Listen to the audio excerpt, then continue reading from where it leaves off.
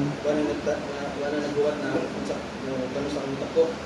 Nakarami kay gamito niya.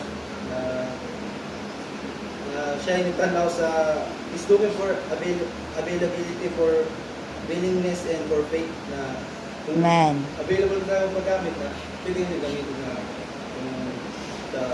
kung lolobo mo talaga ng paggamit sa Panginoon tapos faith na yung future na so